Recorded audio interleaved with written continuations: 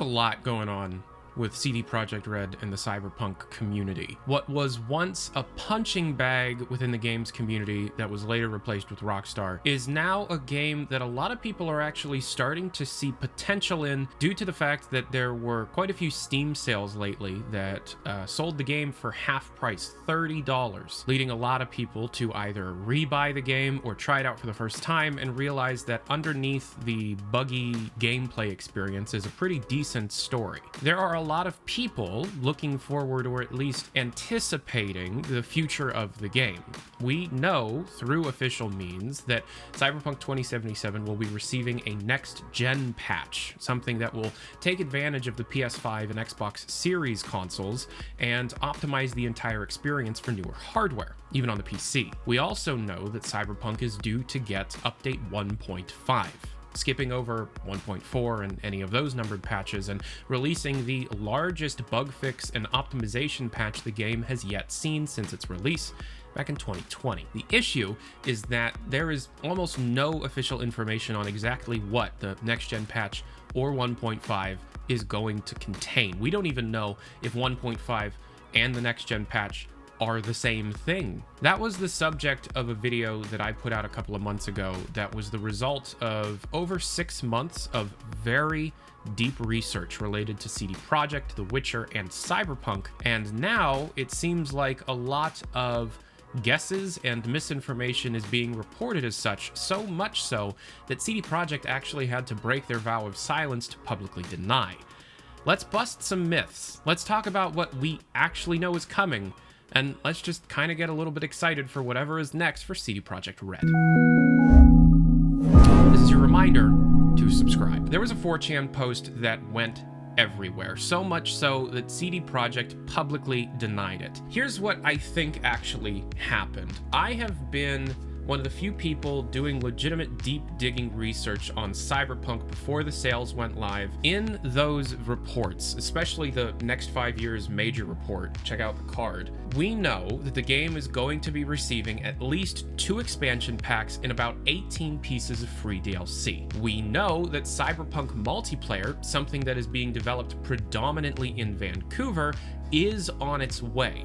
We don't know when that will be. We also know a major overhaul to the majority of the gameplay systems is being undertaken. We don't know if the majority of that overhaul will be shipped in NGE, the next gen patch, or 1.5. It could be even later down the line or launched alongside one of the expansions. We know that expansion pack 1 will focus on Pacifica and the combat zone. That was leaked directly through the game by data mining the quest files within specifically version 1.21. Eurogamer even wrote about that. The problem is that whomever wrote this 4chan thread took those pieces of information and tried to write it up to sound significantly better than it'll end up being. So what exactly was said? Cyberpunk Next Gen Patch 1.5 will be treated as a soft relaunch for the game. Game will be renamed Cyberpunk 2077 Samurai Edition. Okay, you had me until the rename. 1.5, Next Gen version, whatever you call it, is totally a relaunch of the game. They need to print new packaging for store shelves. Cyberpunk 1.5 is a relaunch, and it's a relaunch in the sense that it is truly taking advantage of whatever next-gen hardware exists, and it will deliver major fixes and improvements to gameplay systems that players have been complaining about. The problem is that it claims that it's going to be effectively a whole new edition with a whole new name. No, it's just Cyberpunk on the PS5 and Xbox Series. CDPR will do a big live stream around February to review the patch, the Cyberpunk anime, and the first expansion. There are no set-in-stone marketing plans done by the CDPR team so far ahead of schedule. When 1.3 launched back in August, about 4 individuals from the CDPR team did a live stream showing off some of the features that 1.3 brought to the table, and it was a bad live stream. They focused far too much on very incidental aesthetic changes when in fact 1.3 started a rebuild on a lot of the major groundwork systems. Everything was in the process of being rebuilt, but instead this live stream focused on the cat nibbles, some coats, and Johnny's new terrible haircut. If they were to do a live stream, it would be almost entirely based on the update itself. Showing off anything from Expansion Pack 1 would be a death sentence. CDPR is not talking far ahead anymore. They learned their lesson with all of the marketing stuff that was going on in the pre-launch to Cyberpunk 2077 and everything that they promised that they couldn't deliver. We might get a tease, but we pretty much already know the entire quest sequence because of leaks. It's Pacifica, it's the combat zone, it's an airplane crash. There's a lot going on. They're not going to show it off. They're going to focus on the patch if they were to do a live stream, and they wouldn't have that planned. The new patch features barbershops, a garage, improved AI, transmog system, and a complete rebalance of the loot system, and a new user interface. Bullshit. It may have a transmog system and a barbershop, but some of those larger features, like a fully functional garage, were cut so early in the game that rebuilding it within the current systems would take longer than just a few months. The original implementation of the garage was very similar to Grand Theft Auto 5, both in terms of its storage and its customization features. Re-enabling that, not only to the extent that we're expecting it, but for every single car in the game, would take at least a year. Launching something like that would be its own thing.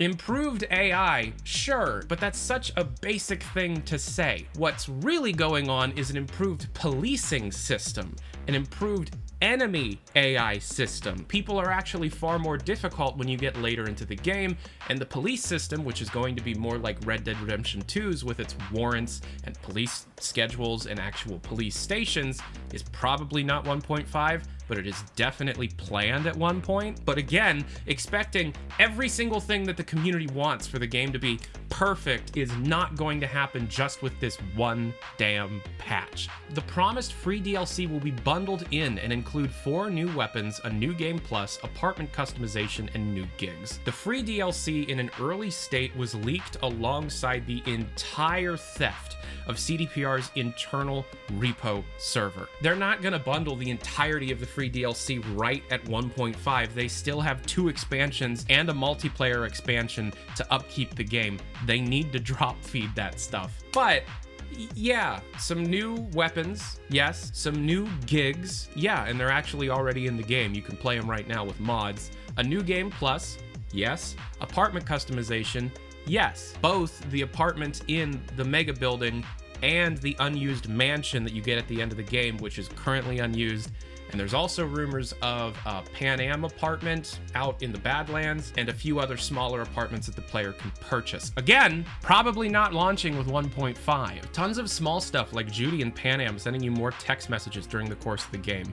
That's very specific, and it's based off of a leak that was data mined a couple of months ago related to Pan Am effectively sexting you, that we later found out was not something that was pushed in an update for future use, but instead was something that was cut from the final game before release. I've had conversations with individuals off the record that have worked on Cyberpunk, and yeah, there is an intention, or at least a want, to expand on the base story in interesting ways. New text messages are definitely an easy way of going about that, but introducing new choices and consequences is probably something that they actually want to do.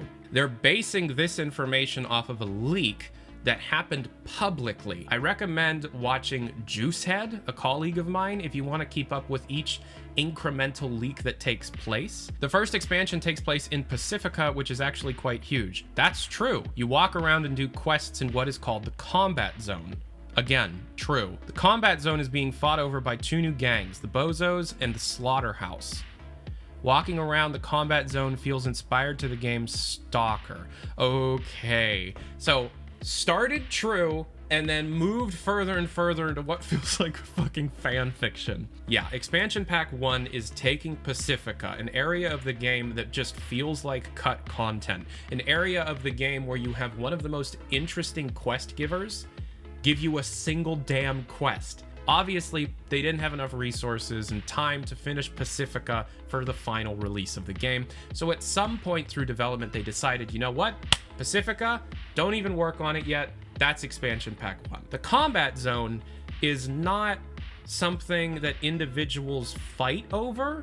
The combat zone is like an arena for sport. The combat zone is something that every major city has, and in fact, in the Night City sourcebook, Night City actually originally had multiple combat zones. It's not something that gangs are vying for control over, it's something that gangs participate in activities and events to show off who is the strongest. The idea of the Bozos being their own gang, no idea where that comes from, but Usopp, the guy with the grenade for the nose, is a part of the Bozos, and it's not new. This guy is literally just skimming through some source books and saying, oh, that one's in the game? I can make my own fucking leak.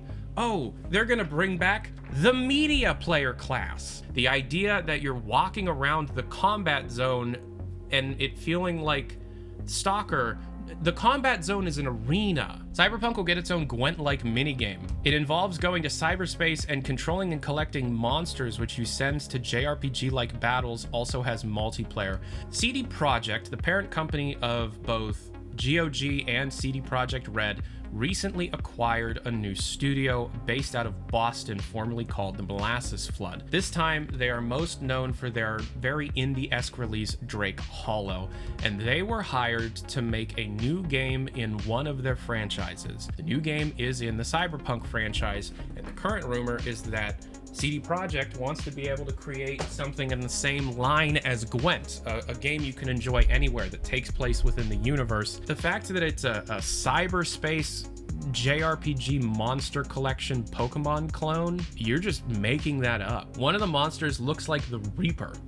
Another one I saw looks like an Oni. You're making this up. The Cyberpunk anime called Cyberpunk 2077 Edge Runners is made by Studio Trigger, and the writing of the story is made by CDPR itself. It looks absolutely insane. Yeah, I'm sure it does. Another expansion is in the early stages of planning, but will only be released if the first expansion is a success. Nope! Expansion packs 1 and 2 are in development. However, the second one, I wouldn't even call it in pre-pro. That's not how CDPR works. They've already allocated the resources for both since before the game came out. Cyberpunk's future is at least interesting. Whether or not you enjoyed the game, felt betrayed by its launch, or haven't really touched any of it yet and you're kind of just waiting it out, there's a lot of content that is definitely coming out this year and next year for Cyberpunk and Witcher, but that's a different topic. It's very possible that all of this work will be in vain. The idea of something No Man's Skying itself from the dead hasn't really been proven by any other title. If you're a passionate gamer like I am,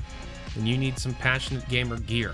We're selling some Passionate Gamer shirts, hoodies, and sweaters for a limited time till the end of January on my CrowdMade store. Link down below. Anywho, I'm Tyler McVicker, the Passionate Gamer. Peace and hair grease. Adios.